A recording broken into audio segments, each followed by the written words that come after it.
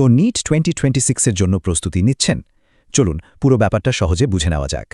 এখানে আমরা অফিসিয়াল বুলেটিনটাকে পরীক্ষার্থীদের জন্য একদম সহজ করে তুলে ধরছি। ভারতে মেডিকেল পড়ার স্বপ্ন, তার জন্য কিন্তু নিট পরীক্ষাই একমাত্র রাস্তা। আজ দেখব নিট কি, জরুরি তারিখ, যোগ্যতা, আবেদন প্রক্রিয়া আর পরীক্ষার পরের ধাপগুলো। তাহলে চলুন আগে জেনে নিই এই নিট পরীক্ষাটা ঠিক কি আর কারা এটা নিয়ে থাকে। মানে ন্যাশনাল মেডিকেল কমিশন অ্যাক্ট অনুযায়ী সব মেডিকেল কলেজের জন্য একটাই কমন পরীক্ষা। পরীক্ষাটা নেয় ন্যাশনাল টেস্টিং এজেন্সি বা এনটিএ, আর নিয়মগুলো বানায় ন্যাশনাল মেডিকেল কমিশন।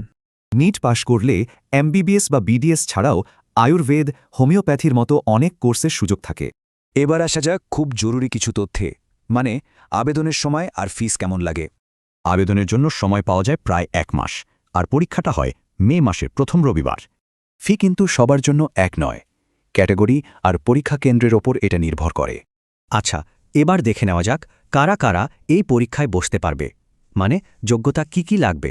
মূলত বয়স 17 বছর হতেই হবে, আর সায়েন্স নিয়ে ক্লাস 12 পাস করা জরুরি। ফর্ম ভরার সময় নিজের শিক্ষাগত যোগ্যতা অনুযায়ী সঠিক কোডটা কিন্তু অবশ্যই বাছতে হবে। আবেদন কিন্তু করতে হবে পুরোপুরি অনলাইনে। চলুন এর ধাপগুলো এক ঝলকে দেখে নেই। এই 4টে ধাপ ঠিকঠাক পূরণ করলেই আবেদন সফলভাবে জমা পড়বে, তাই খুব সাবধানে করা দরকার। এই ছোট ছোট জিনিসগুলো মাথায় রাখলে আবেদন করার সময় কোনো টেনশনই থাকবে না। তো পরীক্ষার হলে ঠিক কি হবে?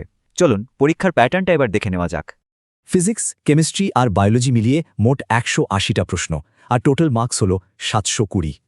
পরীক্ষাটা কিন্তু পেন পেপার মোডে হয়, আর এর জন্য সময় থাকে মোট 3 ঘন্টা।